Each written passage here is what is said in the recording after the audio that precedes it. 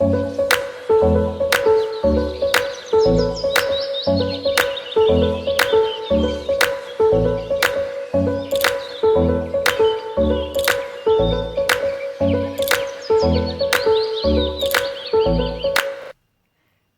à tous, c'est Elodie du compte Instagram et Ravelry et le Tulipe et je suis très heureuse de vous retrouver enfin pour le 5e épisode de mon podcast créatif dédié majoritairement au tricot et aujourd'hui aussi à d'autres loisirs créatifs, la broderie et la couture.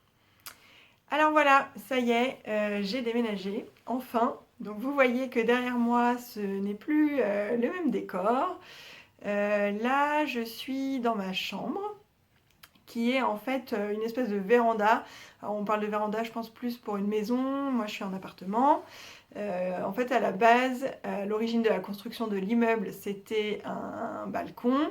Et il a été fermé par d'anciens propriétaires. Du coup, il y a une grande baie vitrée par là qui sépare la chambre du salon.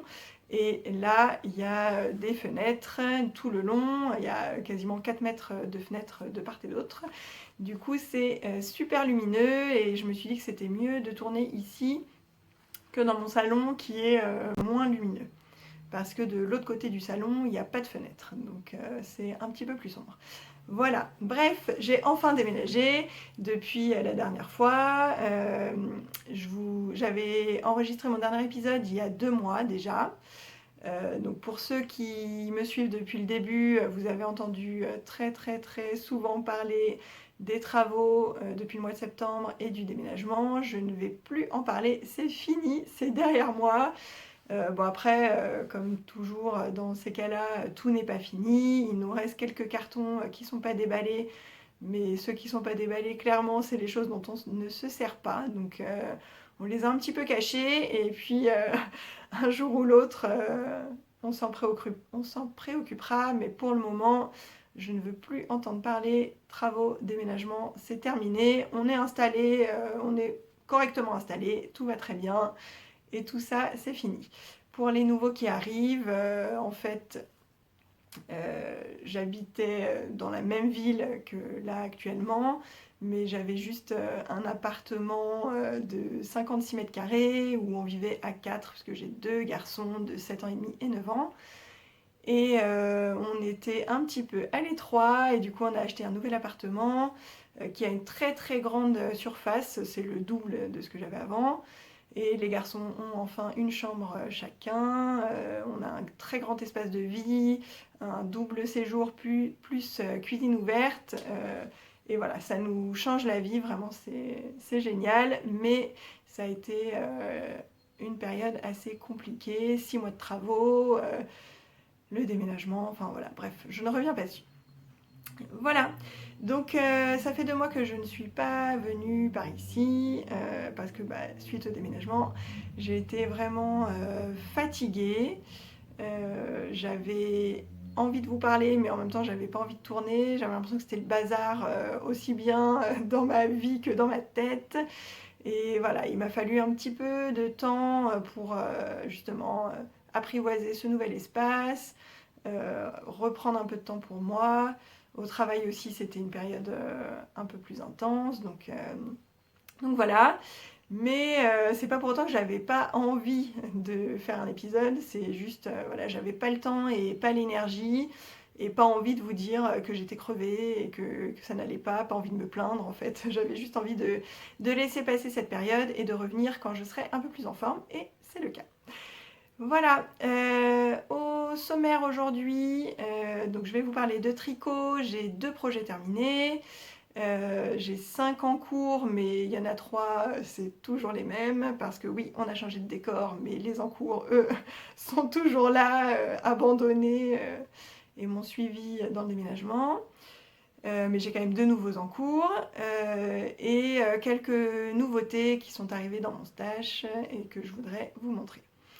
Et après la partie tricot, je ferai une petite partie autres loisirs créatifs où je vous parlerai de broderie, qui est quand même ma nouvelle lubie du moment. et de couture parce que dans ce nouvel appartement, j'ai un bureau où je peux laisser mes machines sorties et du coup, ça m'a remotivée pour me remettre à la couture. Alors pour l'instant, il n'y a pas grand-chose, mais, euh, mais là, ça y est, je commence à voir sur quel temps, sur quelle période je pourrais faire un petit peu de couture. Voilà, remplacer quelques moments tricot par des moments couture. Voilà, donc on va attaquer tout de suite avec les projets terminés en tricot.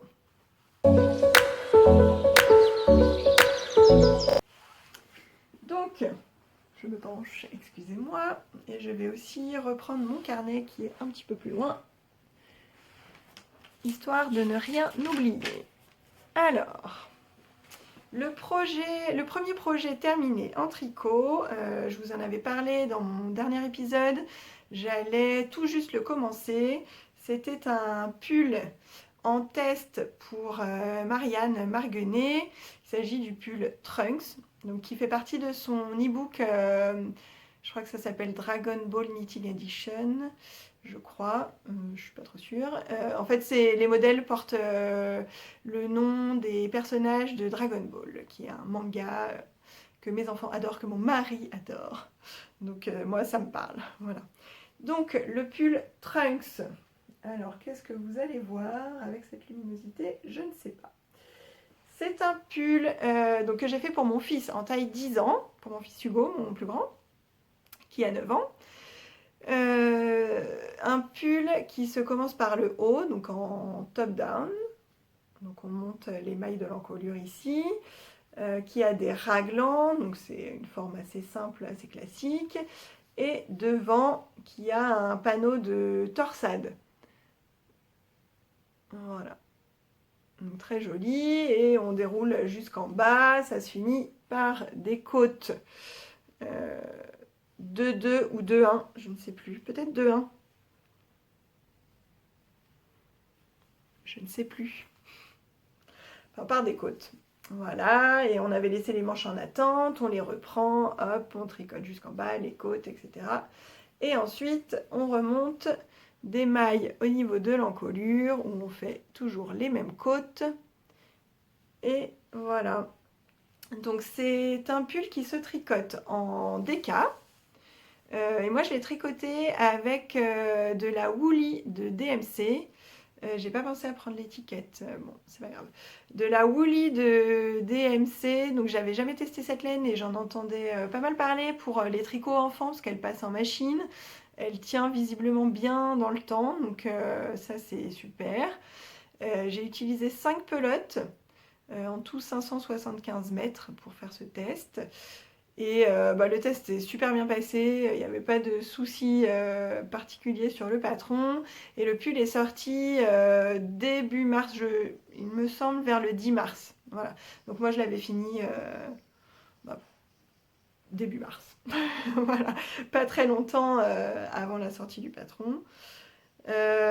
Tout s'est très très bien déroulé. Donc vous voyez là, le pull il a été pas mal porté parce que Hugo, son pull, il l'adore. Alors pourtant, il n'est pas très fan de mes tricots. Mais celui-ci, il le voulait, il a choisi la couleur, il voulait absolument du bleu marine. Donc c'est pour ça qu'on voit pas très bien sur du bleu marine, hein, je suis désolée. Et la laine, oui, elle commence à montrer des petits signes de boulochage, où voilà, il y a un petit duvet qui se forme. Mais j'ai investi dans un rasoir à laine, je m'en suis servi là pour raser le pull de mon autre fils Valentin, le pull RN que j'avais aussi fait en test pour Marianne. Et ça marche vraiment pas mal, donc dès qu'il sera plus trop présentable, je le raserai et il n'y aura pas de souci. Je l'ai lavé en machine, pas de problème. La laine n'en a pas souffert. Donc voilà, ce pull vraiment, il est super. Je vais essayer de vous mettre ici une photo du pull porté par mon fils. Voilà. Et sinon, vous pouvez retrouver sur mon compte Instagram, j'ai mis des photos aussi à la sortie du patron. Voilà, donc le pull, pas compliqué du tout, hein, top down, raglan, il n'y a rien de difficile. Les torsades, c'est des torsades 2-2 je crois, donc il me semble que j'ai utilisé une aiguille auxiliaire. Ça commence à faire quelques temps que je l'ai fait, hein, j'ai plus de très très bons souvenirs. Mais les torsades sont bien expliquées, il n'y a pas de difficulté. Si vous n'avez jamais fait de torsade et que vous voulez tester un premier pull à torsade, celui-là, il est très très bien. Voilà pour ce premier projet fini. Ensuite, deuxième projet terminé, ce sont des chaussettes. Je les prends. Alors, mes petites chaussettes. Et alors, vous allez comprendre tout de suite que je ne vous ai pas encore parlé du pull que je porte et je vais vous en parler maintenant, puisque ces chaussettes, alors ce sont les chaussettes Vice Versa, créées par Elodie Morand, qui est tête en l'air sur Instagram. Et en fait, je les ai faites avec des restes. Donc, c'est de la laine vilaine. C'est sa base chaussette, donc 425 mètres au 100 grammes. C'est du 100%, non, Merino Superwash. Mais c'est pas 100%, c'est Merino et nylon. Donc, pour les chaussettes, pour que ça tienne bien. Et donc, les coloris, le naturel, c'est le lait sur les lèvres. Et le rose, c'est la maison de Pogno. Le rose, je l'avais gagné à un jeu concours organisé par Marianne, Marguenet toujours, sur son compte Instagram. Et donc elle m'avait envoyé ce joli rose et quand je l'avais reçu, j'avais tout de suite su que je ferais ça.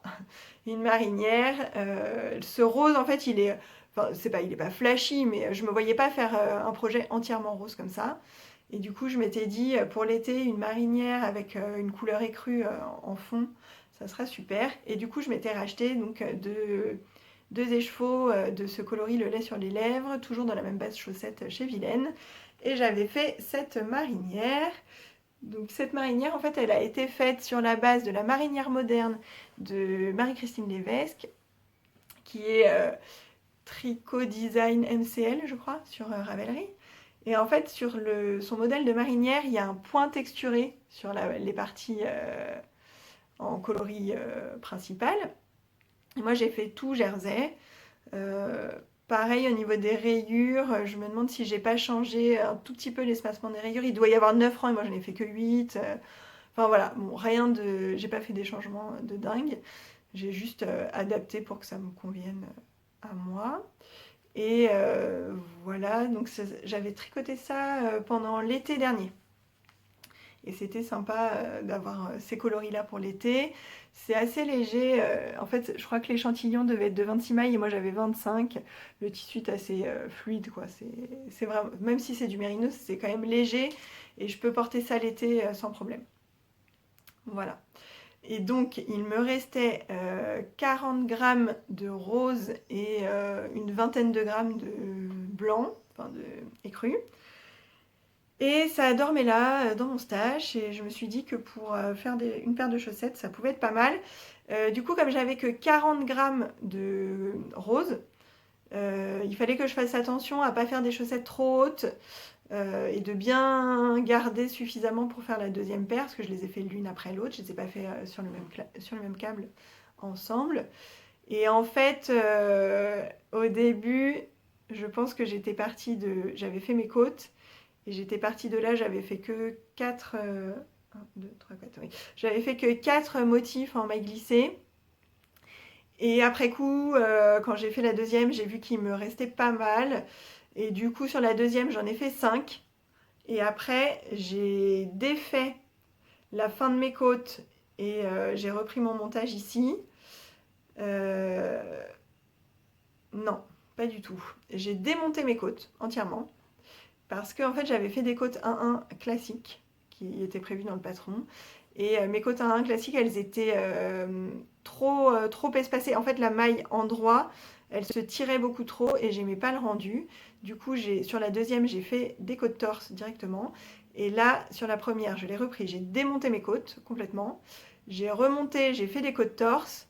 J'ai fait un motif comme ça de maille glissée. Et à partir de là, en fait, j'ai fait un grafting pour rattacher mes 4 autres motifs à cette première partie-là. Voilà.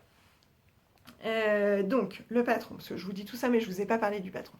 C'est un modèle qui se commence par les côtes, et donc qui est prévu avec des côtes 1-1 simples. Moi, j'ai fait donc des côtes torse. Aussi parce que à la cheville, c'était un peu lâche sur ma cheville, donc je me suis dit que les côtes torse, ça allait resserrer.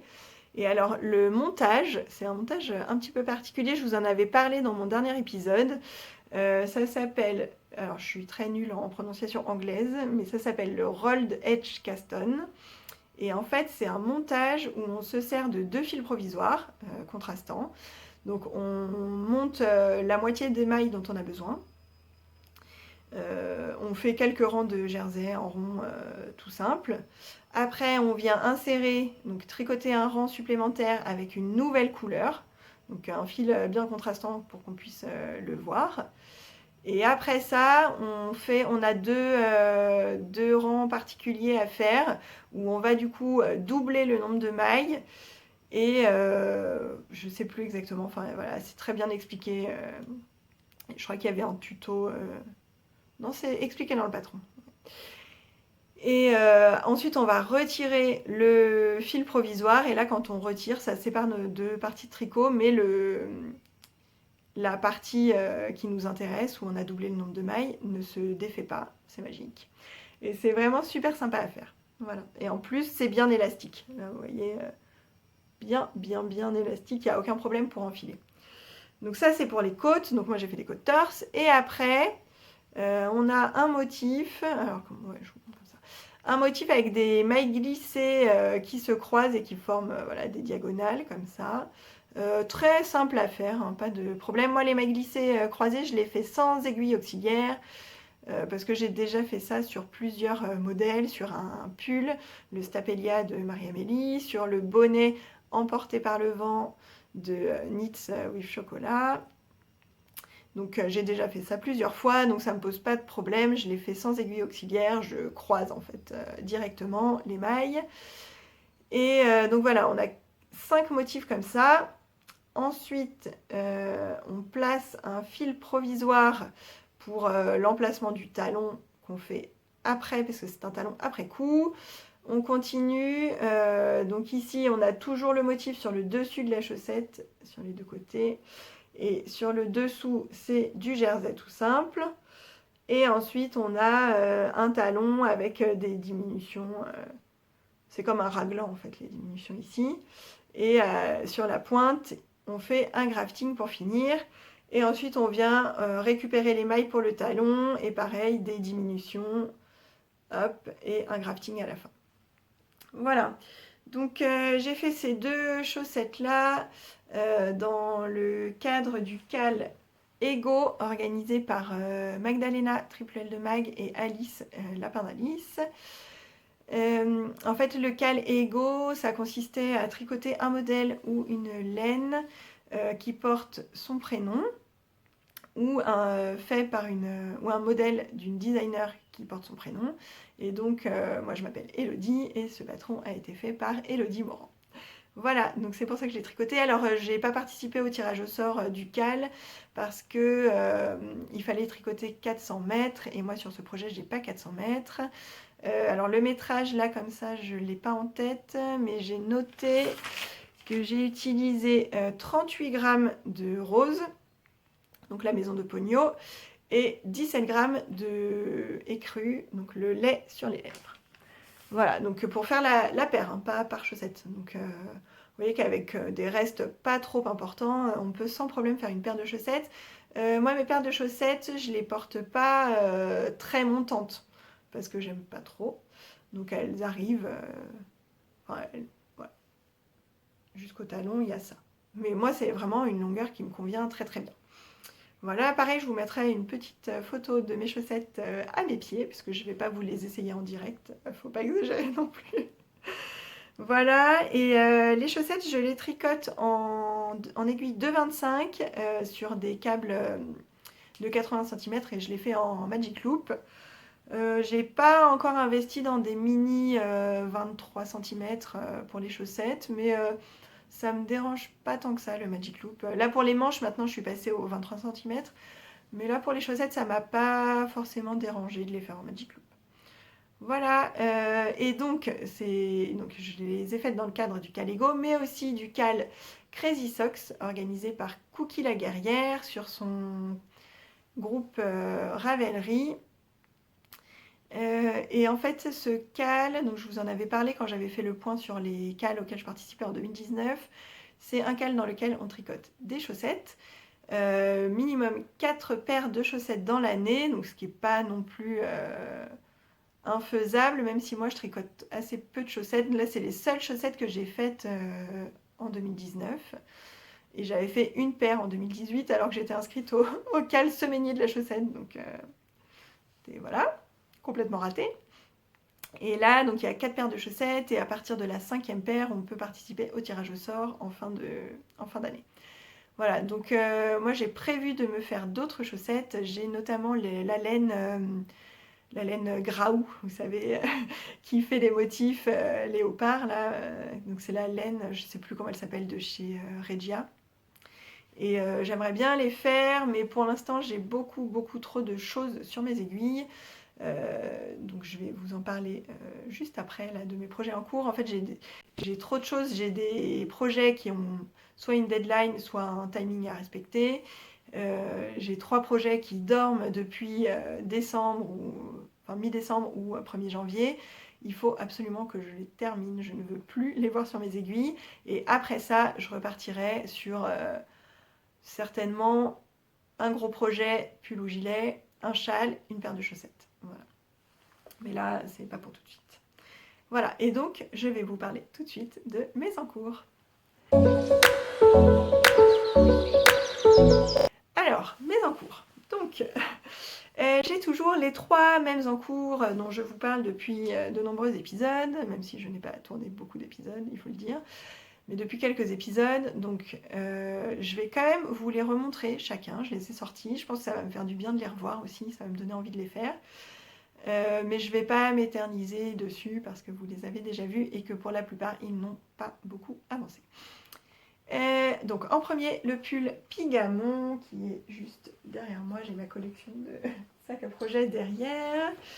Là, le Pigamon, donc il est dans le joli sac de Margeva, coucou MJ. Alors oui, ce sac je le sors pas souvent en ce moment malheureusement. Donc mon pull Pigamon de Marie-Amélie Design. C'est celui-ci qui n'a pas du tout avancé depuis la dernière fois que je vous l'ai montré. Donc c'est un très joli modèle. Franchement, le problème c'est pas du tout le modèle, la laine ou quoi, hein, rien à voir. Hein. C'est vraiment moi qui l'ai mis de côté parce que c'était un point un petit peu long à faire et que pendant les travaux, le déménagement, j'avais pas l'énergie pour ça. Donc quand je vais le reprendre, je suis sûre que je vais l'adorer, il n'y a pas de problème. J'ai très envie de le finir et de le porter. C'était juste que c'était pas le moment pour moi de faire ça, en fait. Voilà. La laine, c'est... Est-ce que j'ai une étiquette? Ouais. Donc la laine, c'est de la pelote vagabonde.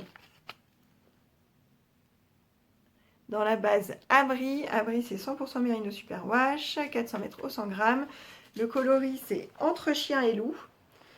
Et donc voilà, ce coloris, c'est un très beau gris violacé foncé avec des taches plus claires, des taches plus foncées, parfois un peu brun. Enfin, c'est très difficile à décrire, mais il est vraiment superbe. J'adore ce coloris, vraiment. Comme je vous dis, hein, le fait qu'il n'ait pas avancé, ça n'a rien à voir avec la laine, rien à voir avec le modèle. C'est vraiment, je sais que je vais l'adorer. Je vous montre le rendu de la laine là sur une petite partie. On voit pas bien, c'est plus, il y a un peu plus de touches violettes que ce que je vous montre là. Mais c'est vraiment très beau. Et donc c'est un pull qui se commence par le haut avec des manches montées. Donc les manches montées, c'est quand on fait des emmanchures classiques et qu'après on va venir récupérer les mailles et on va faire des rangs raccourcis pour former comme ça l'arrondi de l'épaule et après on ira tout droit pour faire les manches. Et donc il se commençait par le dos avec un point, alors je crois que c'est un point de semis, mais je suis pas sûre, un petit point texturé là dans le dos, donc de temps en temps des petites mailles en vert. Ensuite, il y avait ce motif en côte-torse. Et ensuite, du point de riz brisé. Donc en même temps, il fallait former l'emmanchure là avec des augmentations. Donc en fait, il y avait beaucoup de choses à faire en même temps. Et c'est ça qui était un petit peu... voilà, c'est pas du zéro cerveau du tout. J'avais dit la dernière fois que je vous en avais parlé, c'est sûrement le projet le plus complexe que j'ai fait pour l'instant. Ou en tout cas, il y avait tellement de choses à faire en même temps qu'il fallait vraiment être très concentré. Et donc après, on relève les mailles à partir des épaules et on fait l'un après l'autre les demi-devants qu'on va rejoindre après ici à l'encolure. Et donc pareil, c'est le même point texturé, mais je ne sais plus quel point c'est. On fait des augmentations pour l'encolure, on rejoint une fois que le col est entièrement formé. Et là, donc c'est le même motif de côte-torse, sauf qu'il forme un V. Du coup, sur le même rang, on a les augmentations de l'emmanchure, les côtes-torse, le point texturé ici. Voilà. Il faut vraiment savoir où on en est à chaque fois, cocher le bon rang, etc., etc. Et donc après, une fois qu'on a fait les côtes-torse, c'est le point de riz brisé qui revient. Et donc sur un même rang, on a augmentation d'emmanchure, point de riz brisé, motif en côte-torse, point texturé du début, motif en côte-torse, point de riz brisé, augmentation d'emmanchure. Voilà. Ensuite, on rejoint hop, en rond ici. Oui, parce qu'au début, on est en plus en aller-retour, donc on a des rangs en vert aussi. Et donc, on rejoint un rond sous les emmanchures. On finit la pointe du V, là, des côtes-torse. Et là, ça devient plus facile puisque c'est juste du point de riz brisé en rond. Voilà. Et donc là, j'ai commencé à introduire mon deuxième écheveau. J'alterne. J'en garde un petit peu pour quand je ferai les manches. Et voilà, je vais dérouler le corps jusqu'en bas. Voilà. C'est pas dit que je le reprenne tout de suite, parce qu'en ce moment j'ai 2 en cours qui me prennent vraiment tout mon temps, avec un timing à respecter, comme je disais tout à l'heure, donc ce sera repris après. Donc plutôt fin avril, début mai. Voilà, mais j'ai vraiment hâte de pouvoir porter ce pull parce que je sais que je vais l'adorer. Donc ça, c'était mon Pigamon de Marie-Amélie Design, que j'ai monté le 14 décembre, j'ai vérifié tout à l'heure. 14 décembre, là on va arriver au 14 avril. Bon, il serait temps de le reprendre. Ensuite, deuxième en cours, qui a atterri dans mon petit pochon de l'écheveau solidaire que normalement je prends pour mes chaussettes, mais là comme je n'ai plus de sac à projet disponible, je l'ai mis dedans. C'est le châle Shiraoshi de Marguenet. Alors, je vais vous montrer après. Ce châle, donc déjà, premièrement, c'est Marianne qui m'a offert le patron dans le cadre des vœux laineux, là en décembre. Et je le tricote dans les laines de La Féfile. Donc c'est du 100% mérino single, donc c'était la première fois que je tricotais de la single. C'est de la fingering, 360 mètres au 100 grammes. Et donc c'est lancé de menhir, c'est un gris foncé. Comme ça. Voilà. Et coloris de Reims, qui est un rose. Décidément, c'est très rose en ce moment. Et ces 2 laines m'ont aussi été offertes par Marianne Marguenet. Merci beaucoup Marianne, si tu me passes par là et que tu me regardes, je te fais plein de bisous. Voilà, donc ça, ce châle, c'est un châle triangulaire mais asymétrique en fait, qui part d'un côté, avec des rayures. Alors là, je l'ai mis sur un tout petit câble, et, parce que j'avais besoin de câbles pour monter d'autres projets. Donc qui part d'une pointe comme ça, et en fait on fait des diminutions de ce côté-là et des augmentations de ce côté-là. Donc en fait voilà, il va augmenter comme ça, mais à la fin il a quand même une forme triangulaire, enfin plus ou moins triangulaire. Voilà, et donc c'est du point mousse, et on fait des rayures dans lesquelles on insère il y a un système de rang raccourci pour créer des petites bulles. Donc des bulles avec la couleur contrastante. Ça, c'était des petites bulles. Et là, j'ai fait, donc je pense que quand je vous l'avais montré, j'avais fait que cette première partie-là, donc du premier coloris avec les rayures. Et là, j'ai fait une autre section donc, où j'ai changé le coloris de fond et j'ai fait les rayures avec des plus grosses bulles dans l'autre coloris. Voilà, ce châle, c'est vraiment un châle que je fais de temps en temps. Ça, voilà, je le ressors, j'avance une section, je le range. Il n'y a aucun... enfin voilà, je suis pas pressée spécialement de l'avoir. Des châles, j'en ai pas beaucoup, mais j'en ai d'autres.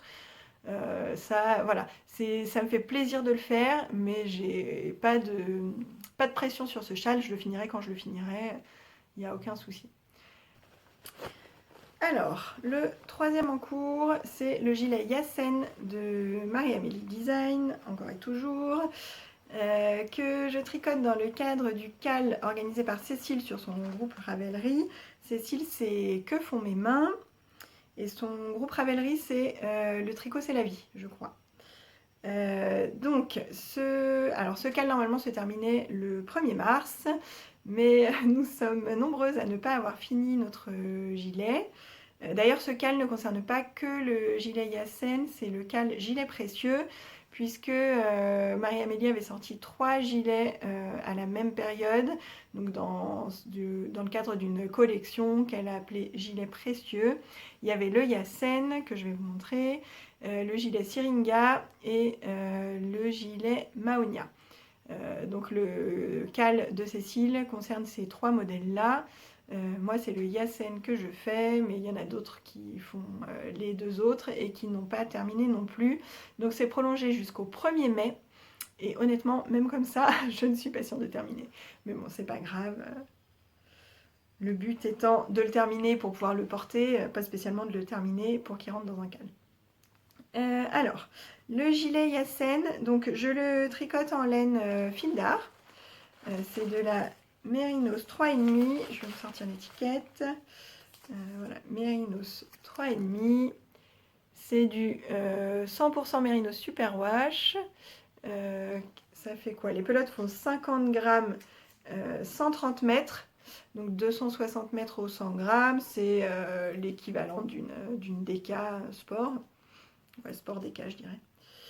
Et donc elle se tricote en 3,5 pour un échantillon de 24 mailles. Moi j'ai pas 24 mailles, je dois avoir 22 puisque normalement c'est donc un gilet prévu en DK. Voilà, échantillon 22 mailles. Et donc le gilet Yassen se commence à une construction très particulière. Voilà où j'en suis. Donc ça se commence par le milieu du dos. En fait on le commence comme ça. Là, dans ce sens-là. Mais il sera à la fin comme ça.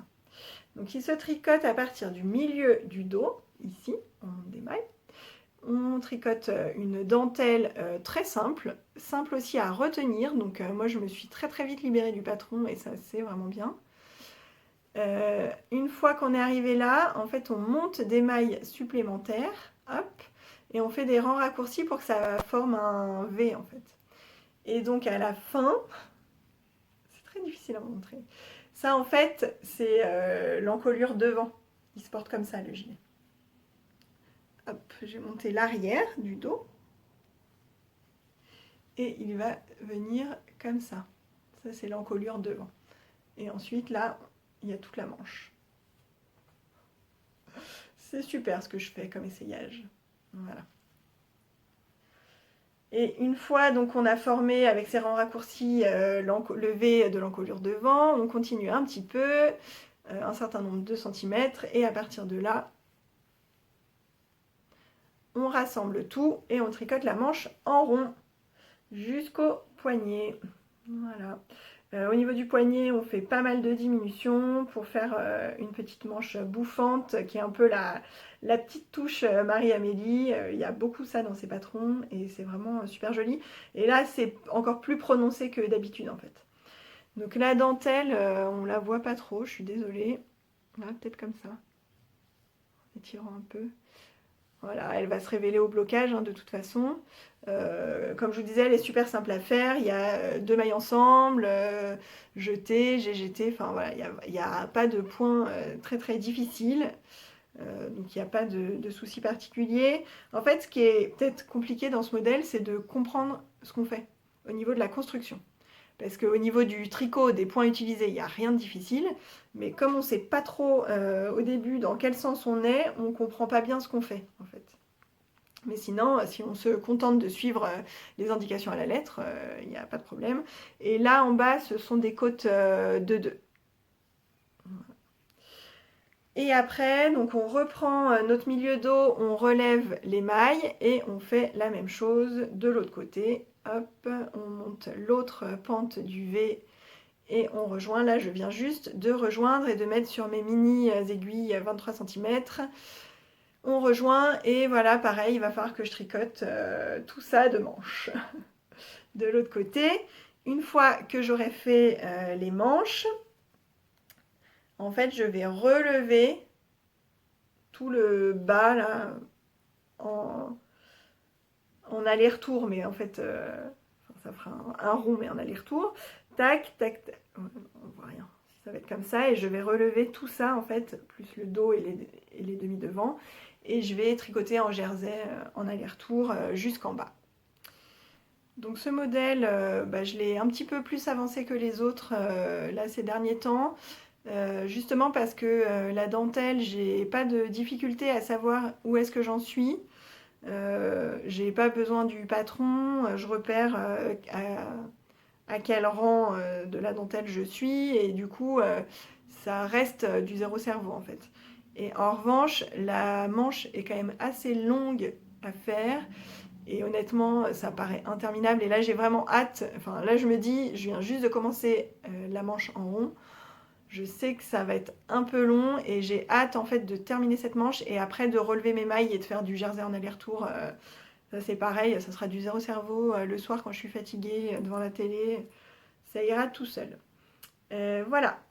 Je crois que je vous l'ai pas dit, c'est le coloris Bourgogne qui est un joli bordeaux. Alors j'aime bien, c'est pas tout à fait mon bordeaux idéal, mais j'aime beaucoup. Et voilà, j'ai hâte aussi de finir ce gilet pour pouvoir le porter. Franchement, je sais que je vais l'adorer. Voilà. Donc ça, c'est les 3 encours que vous connaissiez déjà. Et entre-temps, j'ai monté 2 autres encours. Alors ces 2 autres encours, je ne vais pas forcément pouvoir trop vous en parler. En fait, j'ai été contactée par Nadège du compte Nanou Lily et compagnie pour tester son prochain modèle de gilet. C'est son gilet de printemps qui sortira fin avril. Et franchement, j'ai pas réussi à dire non, bien que je voulais vraiment terminer mes encours ou au moins les avancer. Mais voilà, elle a montré le modèle, il est vraiment super joli. J'ai pas su dire non. Je ne sais pas, de toute façon je suis faible. Je suis faible devant des jolies laines, je suis faible devant des jolis modèles, il n'y a rien à faire. Mais comme c'est un test, je ne vais pas vous le montrer, je vais juste vous montrer la laine que j'ai acheté exprès. Oui, je sais, j'étais en aubaille, mais j'ai acheté quand même. Je tiens quand même à préciser que depuis le 1er janvier et ma résolution de nobaille, j'ai acheté la Woolly de DMC pour faire le pull trunks pour mon fils, donc ce n'était pas pour moi, parce que ça, je n'avais pas en stock. Donc 6 pelotes de Woolly, et j'ai acheté 3 écheveaux, ceux que je vais vous montrer là pour ce test, parce que c'est une collaboration avec Ludivine de Arco Iris Yarns, entre Nadège et Ludivine. Et du coup, je voulais vraiment le faire dans une laine de Ludivine. Et en mars, elle a sorti, non, elle n'a pas sorti un nouveau coloris, mais elle a mis en vente son coloris Judy au profit de l'écheveau solidaire. Et du coup, comme c'était un coloris vraiment qui m'avait tapé dans l'œil depuis très longtemps et que je savais que je voulais tricoter un jour, je me suis dit que c'était l'occasion de faire une bonne action. Donc oui, j'ai acheté, mais il y avait quand même une bonne action derrière cet achat. Il est là, j'arrive. le coloris Judy, c'est celui-ci. Donc ça c'est le dernier écheveau que je vais très bientôt attaquer. Sur ce test il faut que je mette un petit peu les bouchées doubles là, parce que je ne voudrais pas être en retard. Donc l'étiquette, vous voyez, donc c'est Arco Iris Yarn. Et c'est la base Dr Wool, 100% Merino Superwash, 400 mètres au 100 grammes. Et donc c'est un gris clair un peu bleuté, nuancé, hyper joli. Et donc je vais vous montrer mon échantillon. Voilà. Le rendu est vraiment très très beau et j'ai vraiment hâte de l'avoir terminé et de pouvoir le porter. Voilà. Ensuite, dernier projet en cours, vous commencez à me connaître un petit peu, vous connaissez mon amour fou pour les patrons de Marie-Amélie Design, Marmelade, et bien sûr, au moment où j'ai 150 en cours sur les aiguilles, au moment où je dis oui à un test alors que je n'avais pas du tout prévu ça, au moment où je me suis inscrite à un CAL pour faire mes 9 projets avec de la laine que j'ai déjà en stage, tout est programmé pour l'année 2019. Et bien voilà que Marie-Amélie nous sort un châle mystère. Voilà, voilà. Donc au début je me suis dit non, je vais pas le faire. Je vais pas le faire, enfin voilà, même si c'est hyper tentant, il n'y a pas de... Il n'y a pas de raison que je fasse tout ce qu'elle sort non plus. Là, je n'ai pas vu le modèle, donc je peux pas me dire waouh, il est trop beau. Donc je me dis non, c'est pas raisonnable, j'ai trop de choses, je vais pas le faire. Bon, ça, c'était le premier jour. Le lendemain, je me suis dit oui, mais en fait, quand même, des châles, j'en ai pas beaucoup. Parce que, en fait, des châles, j'en ai un, deux. J'ai 2 châles, une étole, enfin, une écharpe, elle fait vraiment écharpe. J'ai un châle en cours, mais qui est pas prêt d'être fini, et c'est tout. Donc je me dis, bah, en même temps, j'ai pas beaucoup de châles, c'est Marie-Amélie, je sais que ça va me plaire. Il y a de la brioche. La brioche, ça faisait partie un peu de mes défis de l'année. Alors j'avais prévu de faire le bow blush pour commencer avec de la brioche unicolore. Et en même temps, bon bah là c'était l'occasion. Et comme j'avais tricoté pour Ludivine de Arco Iris Yarn en février, j'avais pas encore choisi ma contrepartie entre guillemets. Donc voilà, j'avais encore la possibilité de choisir quelques écheveaux dans sa boutique, en contrepartie du Zaza que j'avais tricoté pour elle. Et je me suis dit que c'était quand même l'occasion rêvée. Du coup, je me suis laissée tenter. Je ne dis pas merci à Sylvette, Silouem, coucou, je reparlerai de toi tout à l'heure. Parce que voilà, tu m'incites à craquer toujours. Voilà, voilà. Mais en fait, je suis trop contente, donc il n'y a pas de problème. Je suis super contente de m'être lancée et donc voilà, je me suis laissée tenter par ce fameux Mystérical. Donc c'est le châle Myristica. Qui est en fait qui tourne autour des épices. Donc c'est un châle mystère. Tout ce que Marie-Amélie nous a dit, c'est la forme finale. Donc c'est un châle en demi-lune. Donc je sais déjà qu'à la fin on va se retrouver avec un paquet de mailles sur les aiguilles et ça m'angoisse d'avance parce que les rangs qui font une demi-heure c'est pas trop mon truc, mais bon je vais m'accrocher quand même, pour l'instant ça va. Et donc il y a de la brioche bicolore, des rayures et on sait qu'à la fin il est censé faire environ 3 mètres sur 60 cm de profondeur. Donc voilà, c'est tout ce qu'on savait. Il nécessite 2 écheveaux de couleur principale et un écheveau de couleur contrastante, des écheveaux de fingering, 400 mètres pour 100 grammes, enfin 400 mètres en tout cas. Et elle préconisait de le tricoter en aiguille 3,75. Moi je suis partie sur des aiguilles 3,5.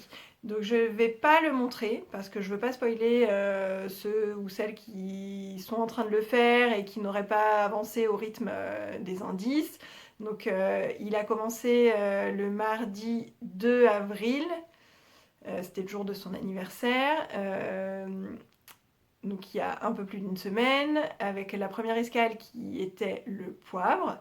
Donc moi là j'essaye vraiment de suivre le rythme des indices. Alors après ça dépendra aussi de l'avancée sur le gilet en test parce que c'est prioritaire. Mais j'aimerais vraiment suivre le rythme et du coup ce châle c'est mon défi ultime du cal de Sylvette, toujours style OM. Le cal Mes défis 2019 et en fait pourquoi mon défi ultime, justement parce que je tricote très peu de châles, donc voilà, ça fait partie d'un de mes défis, c'est d'avoir un petit peu plus de tricoter un peu plus de châles cette année. C'est la première fois que je fais un châle en demi-lune et justement pour moi c'est un gros défi de finir un châle où il y a 400 ou 500 mailles, je ne sais pas combien de mailles on va finir, là on en est déjà à 300 et déjà les rangs sont longs et ça j'ai un peu de mal avec ça. Donc je sais qu'à la fin il va falloir vraiment que je m'accroche. La brioche j'en avais jamais fait, donc je voulais vraiment me lancer dedans. Et en plus, je me mets comme pression toute seule de tenir le rythme, en fait, de le finir vraiment voilà, au rythme des sorties d'indices chaque semaine. Donc pour l'instant ça va et on verra par la suite. Donc là je vais pas le montrer, en revanche je vais vous montrer les laines. Parce que du coup j'ai pris chez Ludivine, Arcoiris Yarn toujours, un coloris qui me faisait de l'œil depuis très longtemps, que je voulais vraiment. Mais comme c'est un coloris avec des nuances, avec des taches de couleur, je ne le voyais pas tout seul sur une grosse pièce, sur un pull ou sur un gilet. Donc là, c'était vraiment la bonne occasion. Donc c'est ce coloris-là. C'est le coloris Sensa, ou Sansa, je ne sais pas comment on dit. Alors, qu'est-ce que vous allez voir? Voilà, vous voyez un peu. Donc c'est un gris foncé, très légèrement bleuté. Et en fait, dedans, il y a des taches donc fuchsia, violet et orange roux. Voilà. Et en fait, les taches, ça doit correspondre ça à son coloris Phileas et celle-ci à son coloris Galactic Fox. Et donc, je savais que je voulais celui-là. Il n'y en avait plus qu'un dans sa boutique. Et je lui ai demandé avec quoi je pouvais les associer. Donc l'autre coloris ce serait forcément le coloris principal parce qu'il faut 2 écheveaux. Et du coup elle m'a proposé Phileas et Galactic Fox. Et en fait comme ce sont des coloris très punchy, je ne le sentais pas pour un châle. Et du coup elle m'a proposé le coloris cendre, qui est celui-ci. Donc voilà, c'est pas le même gris. Celui-là est plus clair, alors ça se voit pas forcément très bien. Celui-là est plus clair, celui-là est plus foncé. Il tire vers le bleu-violet légèrement là. Voilà. Et ça c'est un gris nuancé, il y a des parties claires, des parties foncées, enfin il est vraiment super beau. Voilà, donc ça j'en ai 2 écheveaux. Je vais vous montrer les étiquettes. Le coloris cendre, donc le gris nuancé, c'est celui-là. C'est sa base Dr. Wool, toujours 100% Merino Superwash, 400 mètres 200 grammes. Et le coloris Sensa, c'est pas la même base, c'est la base Dobby, c'est sa base à chaussettes. Donc 85% Merino, 15% nylon. Et toujours 400 mètres au 100 grammes. Voilà. C'est super doux, mais bon, ça, les laines de Ludivine, j'en ai déjà tricoté, donc je savais. Elles sont douces. Sa base Dobby, elle est un tout petit peu plus épaisse que sa base Dr. Wool, un peu plus gonflante en fait, elle est très très agréable à tricoter. Et je peux quand même vous montrer l'échantillon que j'ai fait, parce que Marie-Amélie préconisait de faire un échantillon et moi je voulais m'entraîner pour la brioche. Du coup, j'ai fait un échantillon avec des rayures, donc vous voyez c'est pas très contrasté, mais en fait c'est ce que je voulais parce que je veux un châle que je puisse vraiment porter avec tous les jours. Là, et du coup la brioche, alors j'ai fait la brioche de ce côté là avec le coloris contrastant devant, mais du coup de l'autre côté, là pour l'instant sur le châle on a le coloris principal devant, donc ça donne ça. Voilà. Alors la brioche ça m'a pas posé de problème, j'ai suivi 2 tutos, le tuto de Knit Spirit et le tuto de Triple de Mag. Et c'est très bien expliqué, donc il n'y a pas de souci. Je trouve pas que ce soit compliqué. En fait, ce que je trouve compliqué dans la brioche, c'est l'écriture sur les patrons. Franchement, c'est pas du tout instinctif par rapport à ce qu'on voit écrit. Et quand on voit le tuto, en fait, il n'y a vraiment rien de difficile. Donc Donc en fait, si ça vous fait peur, si vous voyez un patron avec de la brioche et que vous vous dites mais qu'est-ce que c'est que ce truc, je comprends rien, allez tout de suite voir des vidéos. Sur YouTube, il y a plein de tutos de brioche et vous allez voir que vraiment, il n'y a rien de compliqué en fait.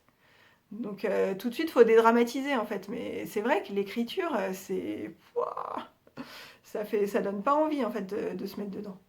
Mais une fois qu'on a compris le principe, il n'y a vraiment rien de difficile. Voilà, et du coup dans ce châle, donc c'est du point mousse, il y a des augmentations sur les bords, euh, des rayures et des rangs raccourcis. Voilà. Pour l'instant, il y a eu et de la brioche. Pour l'instant, il y a eu ça et tout se passe très bien. J'arrive à suivre, donc c'est super. Il y a quelques erreurs dans le patron. Alors Marie-Amélie a créé un groupe Ravelry spécialement pour ce mystérical. Il y en a qui râlent un peu parce qu'il y a des erreurs. Honnêtement, des erreurs dans les patrons, il y en a quasiment tout le temps. Rien. Même s'il est testé, en fait, il peut toujours rester des erreurs. Moi, j'ai testé des patrons et j'ai pas tout vu. Donc voilà, faut pas jeter la pierre ni à la créatrice ni aux testeuses. L'intérêt d'un cal, pas forcément d'un mystérical, mais d'un cal, c'est aussi que justement sur le forum Ravelry, on s'entraide même entre les participantes. Enfin, moi, j'avais jamais fait de brioche. Je connais pas du tout à quoi doit ressembler le châle à la fin, et pourtant sur les parties que je viens de faire et que j'ai compris, j'arrive à en aider certaines qui galèrent un peu. Donc tout le monde peut aider, tout le monde peut répondre aux questions, et c'est ça l'intérêt en fait. Donc oui, si on décèle une petite erreur, bah on prévient sur le forum, comme ça ceux qui l'ont pas encore fait, bah ils ont tout de suite la bonne info, et puis voilà, en fait c'est de l'entraide quoi. C'est de l'entraide, c'est un projet qu'on fait en commun et c'est ça qui est sympa. Voilà pour ce mystérical, donc je suis vraiment super contente de le faire. Il est hyper addictif en fait. La brioche, on commence un rang, donc on fait un rang avec la couleur principale, on fait le même rang avec la couleur contrastante. Après on tourne, on refait à l'inverse donc les deux fils. Et en fait on commence à voir se dessiner la brioche et on a envie de refaire les rangs suivants pour voir le rendu. Enfin c'est vraiment sympa quoi. C'est vraiment chouette. Voilà, donc 5 en cours sur mes aiguilles. J'ai pas prévu d'en monter de nouveau pour le moment. Là, quand je vais avoir fini le test et le mystérical qui va se finir début mai, je crois, le but c'est vraiment d'avancer sur les projets en cours et de pas tout de suite en remonter un autre. Bon, après, je dis ça, je me connais. Je vais sûrement craquer quand même. Bref, donc voilà pour les encours. Et là, je vais vous parler un peu des nouveautés dans mon stage.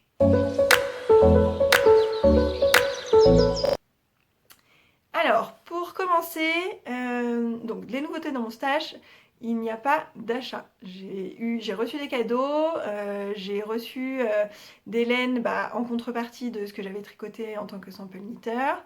Et j'ai eu aussi un petit cadeau pour mon anniversaire. Donc mon no-buy, même si j'ai acheté, comme je vous l'ai dit, la Woolly de DMC et les 3 écheveaux de Judy de Arcoiris Yarn, je continue à faire attention à ce que j'achète, à faire attention à tricoter ce que j'ai dans mon stash.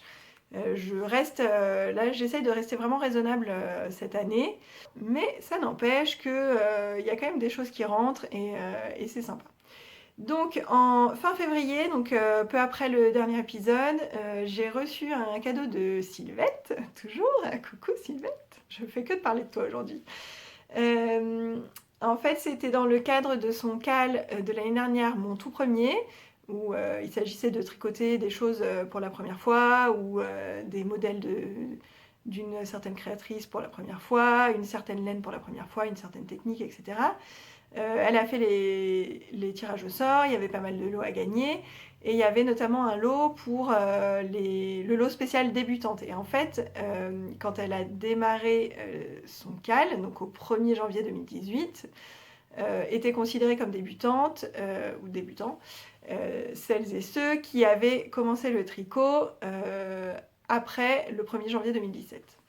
enfin après le 31 décembre 2016. Et moi, c'était mon cas parce que le tricot, j'ai commencé en janvier 2017. C'était un peu ma résolution de l'année 2017 de me mettre au tricot. Donc j'ai participé au tirage au sort du lot pour les débutantes et j'ai été tirée au sort. J'ai eu beaucoup de chance. Et elle m'a envoyé un joli colis avec 2 pelotes de Ulysse de Rerum Natura. Je vous les sors. Elles sont derrière. Voilà. Ulysse, donc c'est de la laine Mérinos cardée. Ulysse, je crois que c'est la fingering. Ouais. 50 grammes, 185 mètres. Avec conseillé pour des aiguilles 3, 3,5 et un échantillon de 24 mailles. Donc c'est de la fingering. Après, oui, elle est quand même un peu épaisse. Hein. Donc moi, j'avais jamais testé. Et alors, le coloris, c'est sauge. Ouais, coloris sauge. Je sais pas comment... Ouais, c'est un vert clair, vert très très légèrement bleuté. Plutôt vert quand même. Très joli. Alors je ne sais pas du tout ce que je vais faire avec, mais en tout cas ce qui est sûr c'est que j'avais envie de tester cette laine, donc c'est vraiment parfait. Et je vais voir, j'ai 100 grammes, du coup avec 100 grammes, soit je peux faire un bonnet, je peux faire, je sais pas encore. Je sais pas encore, je peux aussi le mettre dans un jacquard. C'est possible aussi qu'à un moment je me rachète la même laine dans d'autres coloris pour faire un jacquard. Ça me dirait bien ça. Voilà, en tout cas merci beaucoup Sylvette. Je te l'ai déjà dit, ton colis, je l'ai adoré. Cette laine, franchement, elle est sèche. Elle est sèche, elle n'est pas moelleuse comme d'autres mérinos qu'on peut acheter, comme celles qui sont traitées superwash notamment. Mais elle n'a pas l'air de gratter. Moi, je suis quand même sensible ici. Alors, peut-être à l'encolure, ici, ça me gratterait. Enfin, ça me démangerait. Mais non, elle a l'air super. Franchement, je suis super, super, super contente. Voilà, donc ça, à voir ce que j'en fais. Ensuite, qu'est-ce que j'ai eu encore? Ah oui, voilà, c'est ça. Je voulais vous parler. En fait, je regarde là-bas parce que j'ai toujours mon carnet où je note ce que je dois vous dire. Ne pas oublier de vous dire parce que j'ai un peu de mal à tout retenir. Je voulais vous parler aussi de l'AEF. Alors je sais, c'était il y a déjà un mois. C'est plus d'actualité. Là, il y a eu le NITIT à Lyon dont tout le monde parle en ce moment, mais moi je ne suis pas allée à Lyon. Donc je vais vous reparler de l'AEF et puis tant pis. Pourquoi je voulais vous parler de l'AEF? Parce qu'en fait, je vous ai dit là, pour mon châle, pour le MCAL de Marie-Amélie, le Myristica, j'ai pris de la laine chez Ludivine que j'ai eu en contrepartie du Zaza que j'avais tricoté pour elle. Mais en février, j'ai aussi tricoté un châle pour Stéphanie de la marque Heidi. C'était le châle French Cancan. Et en fait, elle l'a donc exposé sur son stand à l'AEF, justement. Et comme je suis allée à l'AEF le samedi, j'ai pu aller la voir sur son stand. Donc déjà la rencontrer, parce que je ne l'avais jamais vue. Donc c'était juste parler par message sur Instagram, etc. Donc déjà, j'étais super contente de la rencontrer. Stéphanie, elle est adorable, franchement, super gentille. Moi, j'adore son univers, les coloris qu'elle crée, ses bases, elles sont top. Son stand était vraiment très très beau. Et du coup, elle m'avait dit que je pourrais choisir ce que je voulais. J'étais vraiment libre de choisir ce que je voulais en contrepartie de ce fameux châle que je lui avais tricoté. Et donc je suis allée sur son stand. Et avant de passer sur son stand, en fait, j'étais passée sur le stand de By Night. Donc Nathalie, très gentille aussi. Alors moi, je suis moins attirée par ces coloris. En fait, By Night, elle teint la laine de façon naturelle avec des plantes. Du coup, ça fait des coloris un peu plus pastel, si on peut dire ça comme ça, je pense. Je suis moins attirée par ces coloris-là, en fait, de ce que j'en voyais à l'écran, parce que je regarde ses podcasts. Mais je voulais quand même voir en vrai, parce que je trouve qu'à l'écran, les coloris, ils ressortent pas forcément comme on voudrait qu'ils ressortent. Et du coup, ça m'a intéressée. Et en plus, je trouve justement très intéressant son travail de teindre avec des plantes. Elle parle beaucoup des bases qu'elle utilise. Enfin, c'est vraiment très intéressant. Quand on l'écoute parler de Célène, franchement, on apprend plein de choses. Et j'avais très envie de les voir en vrai. Et du coup, il y a quand même des coloris qui me plaisent énormément. Et je pense que je craquerai un moment ou un autre pour, euh, pour l'une de Célène. Et du coup, sur son stand, il y avait le dernier gilet de Marie-Amélie qu'elle avait sorti pour l'occasion. Donc un gilet qu'elle avait créé en collaboration justement avec Nathalie. Et c'est le gilet Curcuma. Je vais vous mettre une photo ici. Franchement, mais ce gilet, mais pouah, trop trop beau. J'ai flashé dessus direct. Pourtant, il est en jaune, entre guillemets, moutarde. Et moi, j'aime pas du tout le moutarde. Mais,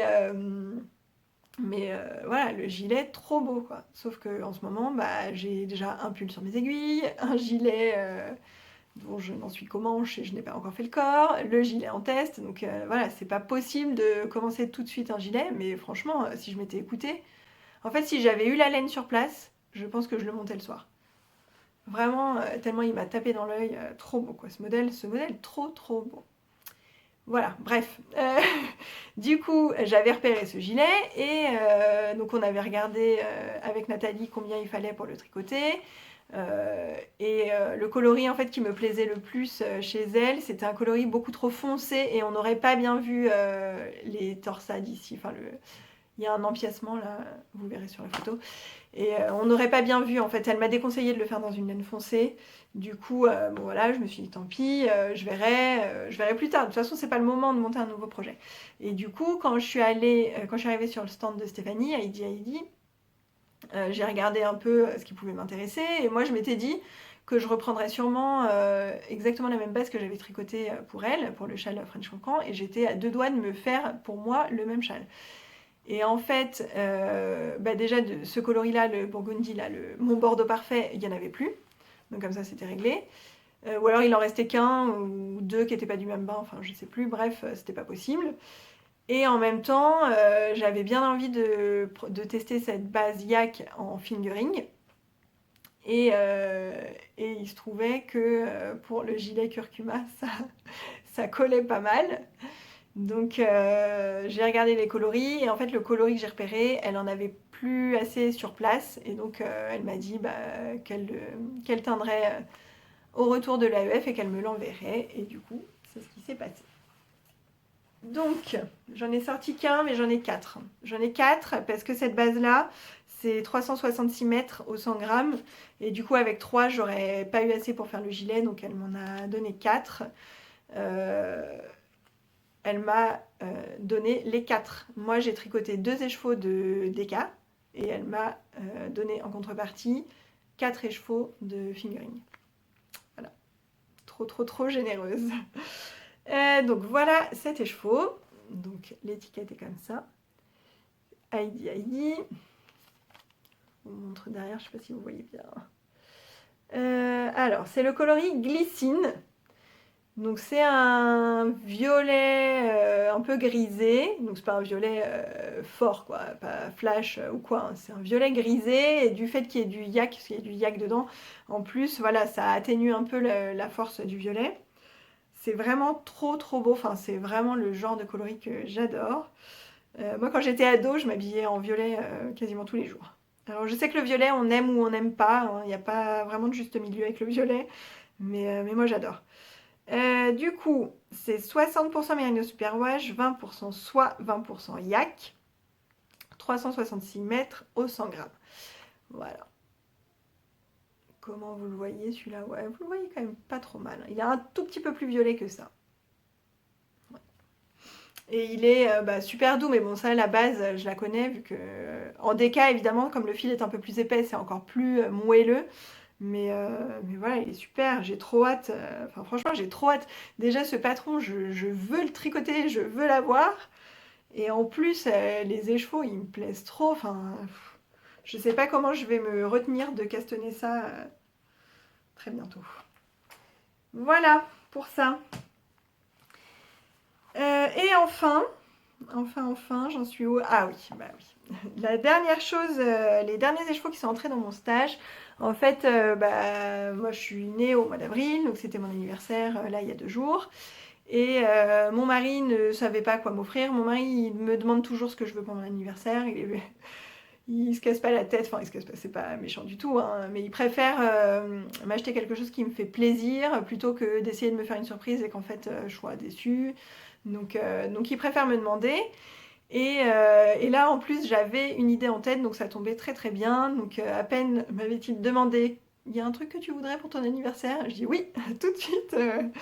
Je voudrais une box teinture de chez Lily Neige. Donc on a passé la commande ensemble et je l'ai reçue à temps pour qu'il me l'offre pour mon anniversaire. Donc c'est là. Ça va faire un peu de bruit. Donc la box teinture de chez Lily Neige, elle se présente comme ça. C'est une petite boîte là. Hop. Voilà. Et à l'intérieur, il y a donc le nécessaire pour teindre. Donc on choisit 3 couleurs. C'est les Greener Shades. On choisit 3 couleurs parmi les couleurs qui existent, qui sont disponibles. Et c'est des petits sachets de 5 grammes comme ça. Donc là, moi j'ai pris Ruby Red pour faire du rouge. Et si on en met moins, j'imagine que ça fait du rose. Coral Reef Aqua, ça c'est pour du turquoise un peu, je pense. J'espère. Et Amethyst Purple pour du violet, évidemment. Et donc ça, c'était dans la box. Il y a des bandelettes de pH pour tester le pH. Il y a de l'acide citrique. Voilà. Et je devrais recevoir les instructions, le guide des Greener Shades par mail. Alors, je ne l'ai pas encore reçu, mais c'est pas grave. Il y a une paire de gants. Et avec ça, désolée pour le bruit, il y avait un écheveau à teindre. Et donc ça, c'est du 100%. Moi, j'ai pris 100% Merino Superwash, 400 mètres pour 100 grammes de la fingering. J'ai pris la base la plus classique parce que c'est un premier essai. Donc, voilà. Et j'en ai profité pour compléter ma commande avec un deuxième écheveau, c'est exactement le même. Et des colorants en plus grosse quantité. Donc là, j'ai pris le River, je sais pas comment on dit, Blue. Donc c'est du bleu. Et Midnight Black pour faire du noir ou du gris. Et donc ça, c'est des sachets de 10 grammes qui sont vendus comme ça à l'unité. Donc ça, c'est tout ce que j'ai pris. J'ai très hâte de tester tout ça. Je ne sais pas quand est-ce que je vais le faire, mais je pense que je ne vais pas tarder parce que j'ai vraiment très envie de le faire depuis quelques temps. Et d'ailleurs, pendant les vœux laineux, j'avais demandé un écheveau de laine à teindre et Aurélie de Steinberger Knits m'en avait envoyé un. Donc c'est un écheveau des laines de Bibounette et je crois que c'est Merino Nylon, si je ne me trompe pas. Du coup, j'ai 3 écheveaux pour faire des essais. Donc on va voir. Honnêtement, j'hésite entre plein de coloris. J'aimerais bien faire du bleu marine, mais j'aimerais bien aussi faire un écheveau peut-être gris clair et tester les speckles, des speckles un peu rose fuchsia, violet, enfin voilà. J'aimerais bien aussi tester le bordeaux, mais bon, ça on va voir. Enfin voilà, j'ai plein d'envies, je ne sais pas par quoi je vais commencer, mais en tout cas, je vais tester ça bientôt. Voilà, donc pour mon stash, c'est tout. Pour la partie tricot, c'est tout. Et on va passer à une autre partie, broderie et couture, puisqu'en ce moment, ma nouvelle lubie, c'est la broderie. Alors, la broderie. Pourquoi la broderie? Alors là, ça fait quelques temps que je suis attirée par la broderie. Alors quelques temps, je sais pas, quelques mois je dirais. Et c'est notamment le compte de By Joviana où elle brode des jupes ou des empiècements de blouses. Bon, elle brode aussi des sacs à projet, mais c'est pas forcément ça qui m'a le plus attiré moi. C'est les broderies fleuries qu'on peut mettre voilà, sur une poche de jean, sur le haut d'une jupe. Enfin, c'est trop beau sur un t-shirt, des petites broderies ici, là, sur un t-shirt tout simple. J'avais vraiment très très très envie de tester ça. Et du coup, quand je suis allée à l'AEF, je me suis dit, bah, c'est l'occasion ou jamais. Je sais qu'à l'AEF, il y a aussi de la broderie, donc on va voir. Je m'étais renseignée sur le matériel qu'il fallait pour débuter. Et j'avais aussi regardé un cours artisan un jour, un dimanche après-midi, où ils avaient fait une opération à 2 heures de cours gratuit. Donc j'avais regardé ça et voilà, donc je savais le matériel qu'il me fallait et je m'étais dit à l'AEF, je reviens avec tout ce qu'il faut pour me lancer dans la broderie. Et d'ailleurs, de l'AEF, je suis revenue sans laine. Alors ça, incroyable. Bon, avec une commande des 4 chevaux passée à Stéphanie, mais je suis revenue chez moi sans laine et mon mari n'en croyait pas ses yeux. En revanche, je suis revenue avec un kit de broderie. Alors, je peux vous le montrer parce que je ne l'ai pas encore fait, donc il est toujours emballé. Alors, c'est Nicolas le Lama. C'est un kit vendu par Un chat dans l'aiguille. Voilà, donc sur le stand, il y avait tout plein de jolis motifs et moi je me suis dit que celui-là, il était quand même assez parfait pour moi. Donc dans le kit, il y a un cercle à broder, il y a le motif imprimé sur un morceau de tissu, il y a les fils, il y a une aiguille, enfin il y a vraiment tout ce qu'il faut et les instructions. Mais quand je suis rentrée, je me suis dit que c'était pas forcément par ça qu'il fallait que je commence. Parce que quand même il y a pas mal de points et puis voilà, il y a une page d'instruction, mais et il y a, je sais qu'elle a mis des vidéos sur YouTube où on peut regarder les tutos pour chaque point, donc je sais qu'il n'y aura pas de problème. Enfin, j'aurais pu commencer avec ça, mais j'avais envie de faire quelque chose d'un peu plus accessible pour démarrer. Et il se trouve qu'au mois de mars, sur Instagram, Julie Jolisonge a lancé le défi Broderie Green 3, puisque apparemment il y en a déjà eu 2 avant, mais moi ça je ne connaissais pas avant. Et du coup je me suis dit que c'était vraiment parfait pour commencer, puisque le fait que ce soit un défi sur Instagram avec du partage entre tout le monde, voilà, on avait des petites étapes à faire par semaine, que ça allait me motiver en fait. Moi, enfin, c'est vrai que je fonctionne pas mal comme ça. J'ai besoin de faire des choses avec d'autres personnes. Ça me motive aussi avec un timing précis. Ça me motive énormément aussi. Et du coup, je me suis lancée dedans. J'ai laissé passer le début parce que j'étais pas sûre de moi de le faire. Déjà, j'avais pas ça a commencé le 2 mars et j'avais pas encore ce qu'il fallait puisque j'ai acheté tout ce qu'il fallait à l'AEF et même un peu après parce que j'avais pas tout. Il me fallait un plus grand tambour, j'avais pas tout. Et du coup, c'est Sylvette, et oui, toujours Sylvette, qui m'a convaincue vraiment de me lancer dedans. Donc je suis allée m'acheter des fils et c'était parti. Et franchement, mais j'ai adoré. C'est simple, hein, j'ai rattrapé, j'avais je pense 3 ou 4 étapes de retard. Je les ai rattrapées quasiment en 3 jours. Je fais une étape par jour alors que normalement on avait à chaque fois 3-4 jours pour faire son étape, quoi. Donc c'est hyper addictif, quand on commence on ne peut plus s'arrêter. C'est simple. Donc voilà, alors je vais vous montrer le résultat. Attention. Tada! Voilà. Donc c'était un joli mandala fleuri. Il y a plein de points différents. Alors j'ai pas retenu le nom de tous les points. Je vais pas vous en parler dans les détails. Vraiment, je vais pas vous dire à chaque fois quel fil j'ai utilisé, tout ça. Parce qu'honnêtement, je suis pas trop à l'aise pour l'instant sur les différents fils, les différents points, tout ça. Tout ce que je peux vous dire, c'est que bah, moi je débutais, j'ai suivi les explications qu'elle donnait avec les petits tutos vidéo qu'elle avait mis. Et puis après, je me suis laissée porter par le truc, j'ai rencontré aucune difficulté, enfin vraiment très simple et très addictif. Enfin, j'ai vraiment adoré le faire.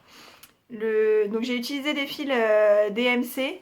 Je peux juste vous montrer éventuellement. Voilà, j'ai tout mis dans une petite boîte comme ça. Voilà les types de fils que j'ai utilisés. Donc c'est des petites échevettes, du moulinet, voilà, moulinet spécial DMC. Et voilà, à chaque fois il y a le numéro en bas là. Voilà, et j'avais pris des métallisés, comme ça. Ça, c'en est un. Donc un rose et un gris.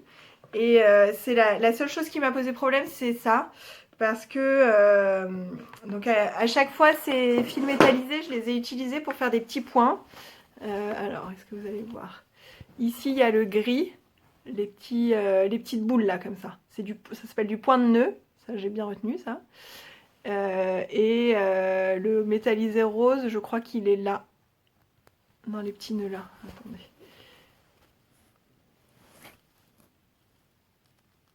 Ouais, là. Et en fait, faire le point de nœud avec ces fils là, c'était pas évident, ça accrochait en fait le métal, ça accrochait sur l'aiguille. Enfin, c'est ce qui m'a semblé le plus compliqué, c'était ça. Mais c'est à cause du choix de fil en fait. Pas du tout que la technique en elle-même soit compliquée. Voilà, donc je l'ai brodé sur un coton tout simple, un petit coton gris, parce que je savais déjà que je voulais en faire un sac à encours. Et au final, j'ai fait sous forme de trousse, parce que j'en ai pas sous forme de trousse. J'ai pas mal de pochons avec des liens coulissants, mais j'ai pas de trousse. Et en fait, j'ai imprimé le motif directement sur du papier qui est fait exprès pour la broderie. C'est hydrosoluble, en fait, ça se dissout à l'eau. Donc en fait, j'ai imprimé directement dans mon imprimante sur cette feuille de papier qui se colle sur le tissu. Donc le motif est déjà dessiné dessus. J'ai pas eu à reporter avec un stylo le motif. J'ai brodé tout ensemble et à la fin j'ai trempé dans l'eau et le papier s'est décomposé dans l'eau. Et ça me laisse ça sur le tissu directement. Voilà. Donc vraiment très très très ravie de mes premiers pas en broderie. C'est sûr que je vais en refaire. Donc là, mon prochain projet, c'est le Nicolas Le Lama là, que je vous ai montré. Faut juste que je trouve le bon support en fait pour le faire. Parce que là, dans le kit, c'est prévu pour mettre un peu en décoration, laisser dans le tambour qui est fourni avec. Mais moi, ça m'intéresse pas forcément d'avoir des décorations. J'ai plus envie de les mettre sur des trousses, des sacs. Voilà. Et après ça, j'aimerais bien essayer de broder un petit motif sur un t-shirt. Alors comme le t-shirt c'est du jersey, en fait c'est moins stable et donc voilà, personne ne conseille ça pour commencer en fait. Donc je voulais d'abord me faire la main sur du coton qui bouge pas, voilà, qui s'étire pas. Et du coup pour plus tard, j'ai aussi investi dans ce livre là. La petite fabrique de broderie. Lise Taylor en a pas mal parlé dans un de ses épisodes de podcast. Moi, je vais pas le décortiquer parce que je l'ai à peine feuilleté pour l'instant. Mais en fait, il y a plein de petits motifs, notamment de fleurs. Par exemple, une page comme ça. Voilà, il y a plein de motifs comme ça. Et on peut utiliser les motifs, les composer comme on veut, créer des couronnes de fleurs. Là, il y a des motifs qui rappellent par exemple la mer et les vacances. Voilà, moi je me vois bien broder un petit motif comme ça sur un t-shirt. Ça me dirait bien. Il y a notamment... Est-ce que je vais le retrouver tout de suite? Je ne sais pas. Oui, j'imagine bien par exemple un petit verre à cocktail comme ça sur le côté d'un t-shirt. Ça serait pas mal. Voilà. Du coup, bon, je ne l'ai pas encore vraiment étudié, mais je sais que quand je me serais un peu plus fait la main avec des kits ou des explications très détaillées, je pourrais piocher dans ces motifs-là pour faire un peu plus à ma sauce, comme je le sens, quoi. Voilà. Donc ça, c'était pour la broderie.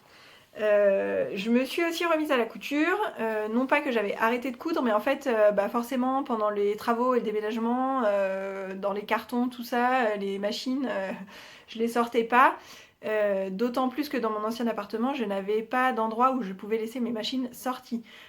Tout au début, il y a eu un moment où je laissais ma machine sortie sur la petite table de la cuisine, mais bon voilà, comme je vous disais, on avait un appartement de 56 mètres carrés, on vivait à 4. Il y a un moment où forcément on n'a pas trop la place quoi. Donc là, ce qui était bien avec le déménagement, c'était qu'on pouvait laisser un bureau et les machines sorties. Donc ça y est, j'ai installé, je regarde à côté parce qu'elles sont juste là, de l'autre côté de la porte-fenêtre. Du coup, voilà, j'ai mon bureau avec mes machines sorties et c'est beaucoup plus simple en fait de démarrer un projet. J'ai pas besoin à la fin de tout ranger et après de tout ressortir. J'avais l'impression de passer plus de temps à ranger et sortir mon matériel que vraiment à coudre. Donc c'était vraiment compliqué. Et du coup, j'ai commencé par coudre les ourlets de mes rideaux. Alors là, c'était super intéressant, n'est-ce pas? Quand on se met à la couture, on a très envie de coudre des rideaux. Non, pas du tout. Vraiment ça, je déteste faire les ourlets. Déjà, j'aime pas faire les ourlets des vêtements, mais alors les ourlets des rideaux, c'est franchement pas passionnant. Donc j'ai commencé par faire mes rideaux, ça m'a pris pas mal de temps parce que, comme je vous disais, là dans la chambre, il y a une longueur de fenêtre par là, 4 mètres, une longueur de porte-fenêtre par là, 4 mètres, et à côté c'est le salon. Et donc de ce côté-là, on n'a pas de volet. Donc il nous fallait des voilages pour la journée, pour le vis-à-vis, même s'il n'y a pas beaucoup de vis-à-vis, voilà, j'ai quand même pas envie que les gens voient chez moi, en plus dans ma chambre, et des rideaux occultants pour la nuit. Donc tout ça à faire avec des ourlets. De l'autre côté, comme c'est le salon et que c'est une porte-fenêtre, c'est pareil. Enfin voilà, si on reçoit du monde, on n'a pas forcément envie que notre chambre soit comme ça à la vue de tout le monde. Parfois mes beaux-parents viennent dormir à la maison, ils dorment sur le canapé qui est juste à côté, donc voilà, on va pas se faire coucou de notre lit. C'est pas super cool. Donc j'ai aussi mis des rideaux occultants tout le long.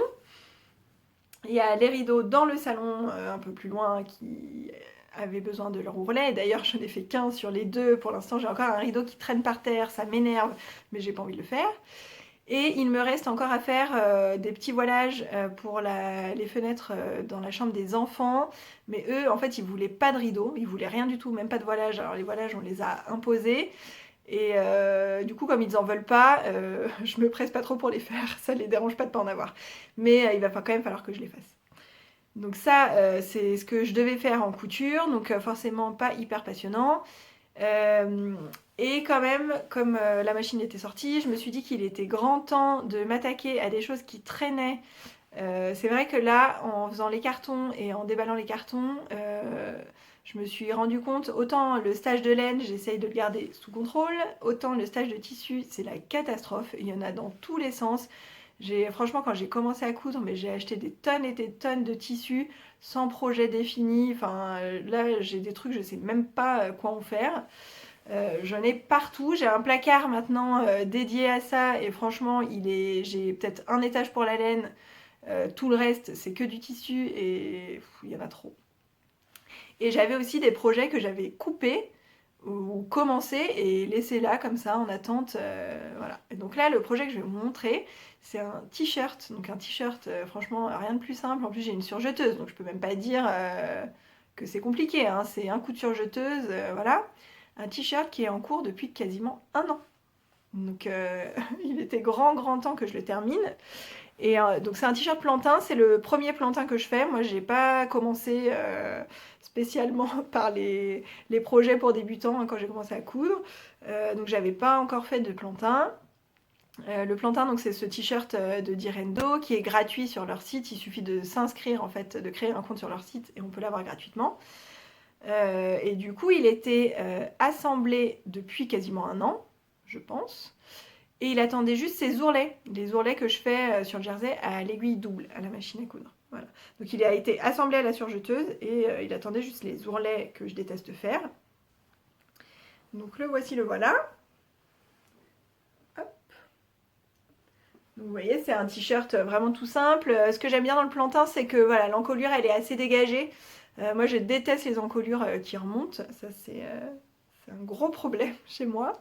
Et d'ailleurs, même quand je fais des modèles où l'encolure, elle paraît normale, peut-être elle arrive là, sur moi, forcément, elle vient de me couper ici. J'ai l'impression que ça m'étrangle. Bref, ma morphologie à ce niveau-là, je pense que j'ai des épaules un peu carrées, un peu hautes. Et du coup, ça me remonte vite ici, ça m'étrangle, j'ai horreur de ça.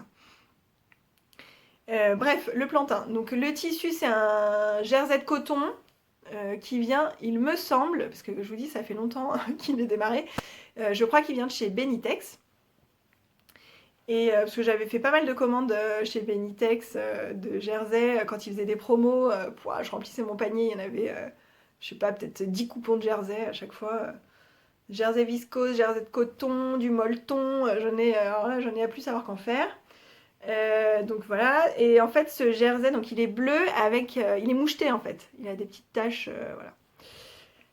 Et voilà, un t-shirt tout simple, j'ai rien modifié sur le patron, j'ai pas touché à la longueur, j'ai pas touché à l'encolure, j'ai vraiment rien modifié du tout.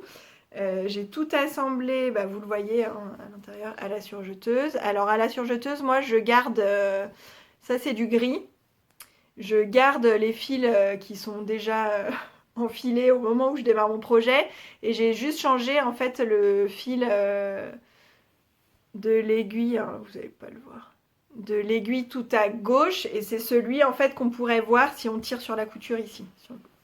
Voilà, si on tire et qu'on veut voir le fil, voilà, il est celui-ci, je l'ai mis bleu ciel de la même couleur que le tissu pour pas que ça fasse moche. Mais sinon, non, à l'intérieur, je me casse pas la tête. De toute façon, il n'y a que moi qui le vois, il n'y a pas de problème. Hein. Donc voilà, tout s'est très très bien passé. La bande d'encolure, nickel. La longueur, tout est nickel. J'ai fait mes ourlets à l'aiguille double. Donc ourlet des manches et ourlet du bas. Hop. Et pour faire mes ourlets à l'aiguille double, depuis quelques temps, parce que j'avais eu un souci sur un autre t-shirt, et mon tissu il voulait pas avancer, il y avait un problème, il se prenait dans les griffes d'entraînement là. Et j'avais cherché des solutions et en fait j'utilise maintenant un petit ruban adhésif double face, hydrosoluble aussi, il suffit qu'on lave le projet et hop, ça disparaît. Et en fait, donc je le colle au bord de mon tissu à l'intérieur et je replie pour faire mon ourlet, j'appuie avec le fer, du coup l'ourlet est collé, donc déjà c'est pas mal, j'ai pas du tout besoin d'épingler mon ourlet. Et en fait ça rigidifie le tissu et du coup ça se prend bien sous le pied de la machine. Donc maintenant je fais ça systématiquement. C'est vraiment, je vais pas dire que c'est un gain de temps parce qu'il faut quand même coller, faire l'ourlet, bien mettre en place. Mais au moment de la couture, c'est un gain de temps. Il n'y a pas d'épingle à retirer, tout ça. Enfin, moi, j'aime pas épingler. Hein. La plupart du temps, je n'épingle pas. Voilà. Donc ce t-shirt, il est top. Je vais le mettre et je vais vous montrer le rendu du coup. Voilà le rendu sur moi. Voilà comment il tombe. Donc franchement, voilà, au niveau de la longueur, il est top. Derrière, c'est bon. Alors, je ne l'ai pas lavé. Du coup, si les ourlets peuvent sembler un peu rigides, c'est parce qu'il y a encore justement ce petit ruban adhésif là. L'encolure, elle est trop trop bien. Parfaite pour moi. Longueur des manches, nickel. Enfin, il est pile... il est ajusté ici. En bas, il s'évase un tout petit peu, mais pas trop, parce que moi, j'ai pas spécialement des hanches larges, donc j'ai pas besoin que ça s'évase. Il est vraiment pile comme il faut. Et comme je vous disais tout à l'heure que j'avais plein de coupons de jersey, là il faut que je m'en fasse. En plus, j'ai pas mal de t-shirts parce que je travaille dans un gymnase, je crois que je l'ai déjà dit. Et du coup, le soir, parce que je travaille en activité extrascolaire en fait. Je donne des cours de gymnastique à des enfants, donc après l'école. Et je travaille donc le soir la plupart du temps. Du coup, je m'habille d'une certaine façon la journée et le soir pour partir au travail, je suis la plupart du temps en legging, t-shirt et sweat. Quoi. Donc c'est pour ça que je couds des sweats Courcelles aussi. Et il me faut des t-shirts. Et là, tous les t-shirts que j'avais, c'était des t-shirts achetés chez Kiabi. Et en fait, au bout d'un an, sous les bras, ils sont complètement usés.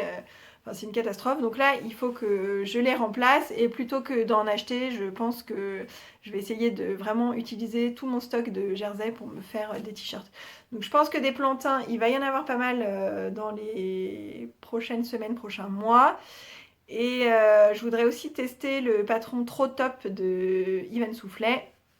Parce que j'ai des jerseys à motifs et du coup plutôt que de devoir en fait avec les manches comme ça classiques, le motif il se suit pas forcément, alors que le Trop Top on coupe les emmanchures comme ça directement dans le tissu et c'est des petites emmanchures ici qui s'arrêtent ici, et du coup il y a une continuité dans le motif qui je pense me plairait bien. Voilà.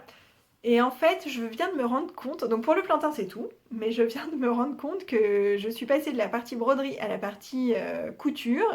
J'avais prévu de vous parler de la trousse, parce qu'en fait la trousse je l'ai cousue quand même. Et non, j'ai oublié.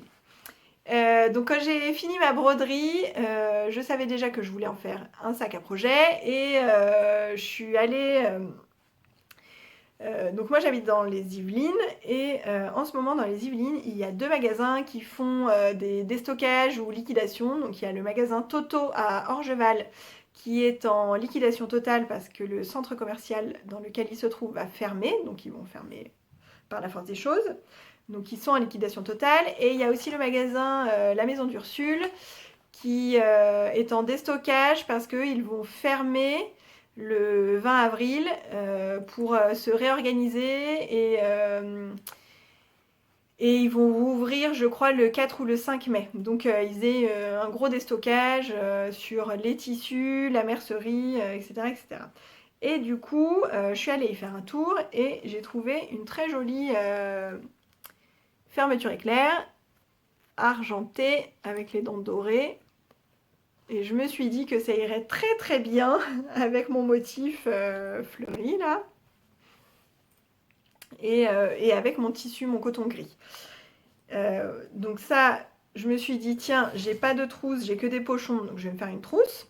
En plus, le format, je voulais vraiment qu'on voit tout le mandala, que ça prenne toute la place. Et du coup, comme il fait une vingtaine de centimètres de diamètre, je trouvais que c'était bien comme format. Il doit faire 23 centimètres, quelque chose comme ça.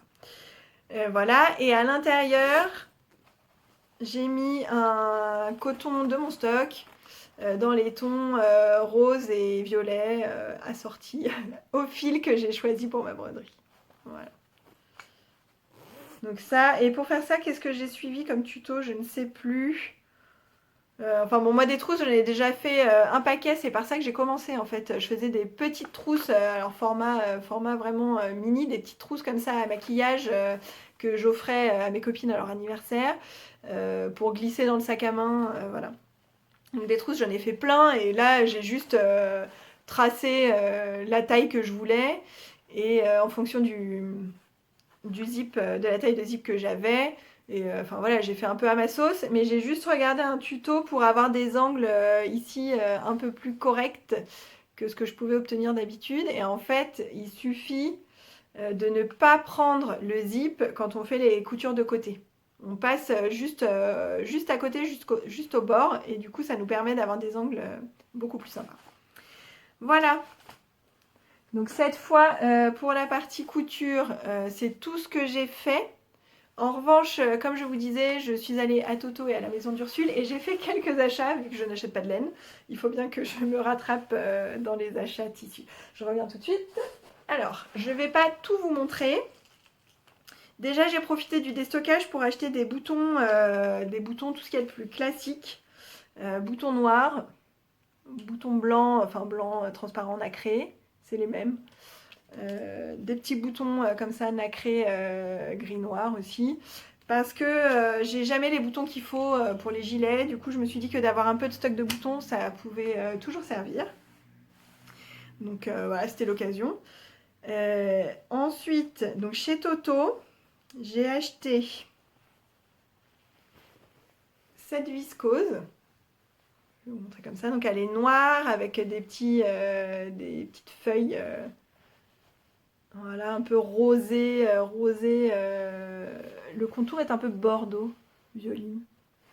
Voilà, et du coup j'ai 2 mètres comme ça, et je voudrais m'en faire une blouse. Alors je ne sais pas encore quel modèle, parce que j'ai pas trouvé mon modèle de blouse parfait, quoi. Le modèle qui me va à tous les coups, facile. En fait, mon problème avec la couture, c'est que pour moi la couture c'est rapide. À savoir que on choisit un modèle, on choisit un tissu, on coupe, on coud, on porte. Euh, Même si parfois je peux très bien me lancer dans des projets qui prennent du temps à coudre, c'est pas un problème. Mais en fait, à partir du moment où on décide qu'on va faire quelque chose, on peut se dire que en gros, dans une semaine, c'est fait, quoi. Et le problème avec les blouses, donc je vous parlais de ma carrure, de mes épaules, tout ça, où il y a toujours un souci avec les encolures qui remontent. Donc il y a un truc dans ma morphologie qui ne va pas, entre guillemets. Alors, c'est pas que ça va pas, c'est juste que c'est pas, peut-être pas standard. Et du coup, j'ai pas encore réussi à trouver une blouse. Donc une blouse qui me plaît, avec une encolure comme je veux, c'est-à-dire relativement dégagée mais pas trop, et qui me va du premier coup. Et du coup, il faudrait que je fasse des ajustements, mais je ne sais pas quel ajustement faire pour que ça marche. Au début, je pensais que c'était juste l'encolure qu'il fallait un peu creuser, mais en fait, même en creusant l'encolure, ça va pas. Et du coup, j'ai essayé récemment de remonter sur mon patron la ligne d'épaule d'1 centimètre, là, devant et dos. Et enfin, je pense que c'est quand même de ce côté-là qu'il faut que je cherche. Mais c'est pas encore tout à fait concluant. Et en fait, le problème, c'est que j'insiste pas vraiment. C'est-à-dire que je prends mon patron, je le fais une fois, bon, ça va pas comme je veux, il faudrait que je modifie, mais je déteste reprendre une cousette que j'ai faite, donc je le fais pas. La fois d'après, je me dis, ah bah tiens, je vais remonter l'épaule d'1 centimètre, ça va passer. Finalement, c'est pas tout à fait ça, mais en fait, j'ai pas modifié mon patron, j'ai juste fait au pif une ligne au-dessus. Enfin, je veux dire, je mesure à peine, je fais à l'œil, enfin n'importe comment. Bref, je prends pas le temps de me poser et de faire quelque chose de clair, net et précis. Du coup, j'ai pas encore trouvé l'ajustement qu'il fallait que je fasse pour que ça marche à tous les coups. Et du coup, j'ai du mal à me lancer dans des blouses. Voilà. Ça fait beaucoup de du coup, mais c'est ça, c'est un peu ça l'idée. C'est que je voudrais trouver le patron qui me va, même si je dois faire des ajustements, mais en fait, je prends pas le temps de le faire. Donc pour l'instant, je ne sais pas quoi faire comme blouse pour que ça m'aille. Donc j'ai plein de tissus que j'ai très envie de coudre, mais je me dis non, tant que j'ai pas trouvé le bon patron et le bon ajustement, ça sert à rien que je les fasse. Et je continue à en acheter, mais ça sert à rien que je les fasse. Bon, bah, c'est un peu bête. Bref, un jour ça viendra. Donc ça c'était chez Toto, et chez Toto je suis aussi tombée sur ce jersey à petites fleurs, donc super pour le printemps. Alors il me semble que c'est un jersey de coton, mais il est quand même assez fin, alors on ne voit pas à travers, je crois pas, il n'est pas transparent. Je vais mettre une seule épaisseur, mais il est très très très élastique, assez moumou, très fluide. Du coup, faut quand même que je réfléchisse bien au patron que je vais faire avec. Je suis pas sûre de faire un plantain par exemple là-dedans. Donc on va voir. Mais ce sera un t-shirt. Je veux absolument faire un t-shirt. Je crois que j'en ai pris 1 mètre. Donc de toute façon, 1 mètre, je peux pas faire grand chose d'autre qu'un t-shirt. Donc voilà. Ça, je vais m'en occuper prochainement. Et ensuite, je suis allée à la maison d'Ursule, profiter également du déstockage, où j'ai pris 2 jerseys. Alors ça, c'est des jerseys de viscose. Alors, le jersey de viscose, j'étais pas forcément fan parce que c'est comme l'autre que je viens de vous montrer, c'est très fin et très très fluide. Du coup, à coudre, c'est un peu plus compliqué. Mais là, les coloris, je les aime beaucoup. C'est des jerseys unis.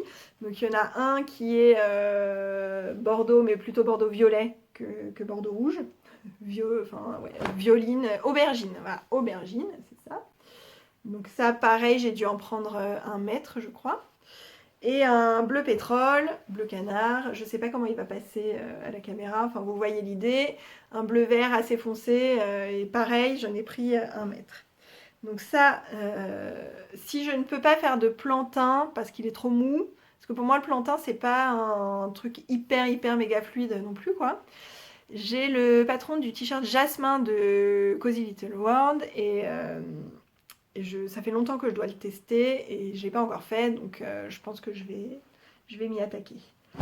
Et j'ai pris enfin un jersey de coton, donc celui-là il se tient beaucoup plus, avec des petits motifs comme ça triangulaires, donc bleu, gris et noir. Et en fait j'ai exactement le même avec du rose à la place du bleu que j'avais déjà pris il y a quelques temps quand j'étais allée à la maison d'Ursule. Et j'en ai pris un mètre aussi, et ça je pense que ce sera un trop top ou un plantain. Voilà! Pour mes petits achats en couture, c'est tout. Alors, enfin, c'est tout pour le moment, mais en fait, je me suis fait un auto-cadeau d'anniversaire. J'ai passé une commande chez Benitex.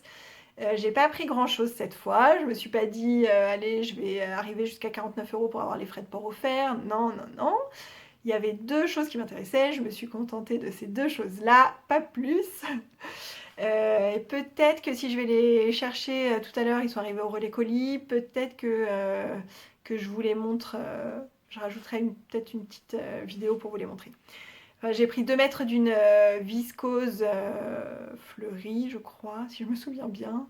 Et 1 mètre de jersey de coton avec un motif ananas. Voilà. Alors voilà, je suis allée récupérer ma commande de chez Benitex. Donc comme je vous avais dit, une viscose avec un motif de fleurs tropicales. J'ai essayé de la déplier un peu. Voilà. Donc des grandes feuilles sur un fond rose poudré. Il est un peu plus rosé que ce que vous voyez. Voilà. Et donc j'en ai 2 mètres. Alors je suis très très très contente parce que je l'ai mis devant la lumière et c'est pas du tout transparent. On ne voit pas à travers. Donc c'est vraiment... ça va me faire une super blouse. Je suis même limite en train de me dire que je pourrais en faire une robe, vu que c'est pas transparent. Donc bon, à voir. En tout cas, je suis très très contente de la qualité. Le tissu est bien fluide, mais le tombé est quand même assez lourd. C'est pas tout fin, tout mou. Donc je pense que ça va pas du tout être galère à coudre. Je suis très très très contente de la qualité de ce tissu. Donc voilà, je vais le laver, j'espère qu'au lavage, il n'y aura pas de soucis. Et je déciderai après ce que j'en fais. Et deuxième tissu de ma commande, et alors là je suis très très très étonnée.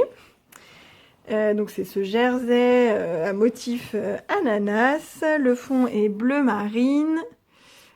C'est un jersey de coton Ecotex, c'est écrit là. Voilà. Et en fait, j'étais persuadée d'en avoir commandé 1 mètre. Je viens de revérifier. Je n'ai bien commandé 1 mètre. Il y a bien marqué que c'est vendu au mètre. Donc 1, c'est pas un coupon, c'est bien 1 mètre. Et en fait, j'en ai 3 mètres. Alors, je sais pas si c'est une erreur ou si c'est fait exprès. J'espère que c'est pas quelqu'un qui en avait commandé 3 mètres et qui s'est retrouvé avec mon coupon d'1 mètre, parce que sinon ça m'embêterait pour cette personne. Mais pour moi, c'est super. Donc le coton, le jersey là, il est assez élastique, mais en même temps, ça va, il se tient quand même. Il est pas trop fin. Pas trop transparent. Enfin, franchement, il a l'air très très bien. Et bon, bah, moi j'avais prévu de m'en faire un t-shirt parce que je pensais avoir 1 mètre. Et du coup, je me retrouve avec 3 mètres. Je ne sais pas ce que je vais en faire. Juste mon fils Valentin se dit que peut-être je pourrais aussi lui faire un t-shirt pour lui. Alors, je sais pas ce que vous en pensez. Ça fait pas fifi, hein. Je pense qu'un garçon peut porter ça aussi. Voilà. Donc, en tout cas, je suis très contente de la qualité des tissus que j'ai reçus. Et maintenant, j'ai hâte de les coudre. Voilà, donc c'est fini pour aujourd'hui. Je voulais à nouveau vous remercier vraiment sincèrement pour tous vos likes, vos pouces vers le haut, que ce soit ici ou sur mon compte Instagram. Tous les gentils commentaires que vous me laissez. J'essaye de répondre à tout le monde. Il y a des jours où j'ai moins le temps. Il se peut que je zappe, faut pas m'en vouloir, je suis humaine avant tout.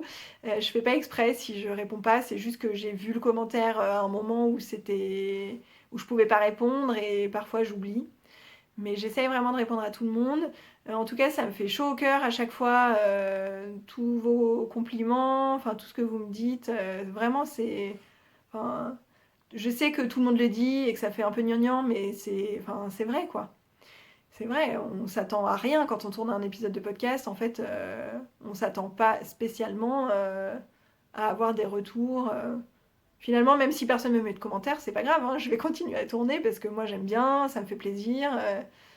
Mais voilà, c'est vraiment un plus. Et du coup, merci à ceux qui reviennent à chaque épisode, merci à ceux qui me suivent sur Instagram, merci à ceux qui viennent d'arriver, j'espère que ça vous a plu. Et je voulais aussi vous dire que on approche des 1000 abonnés sur cette chaîne YouTube. Alors ça, c'est absolument incroyable.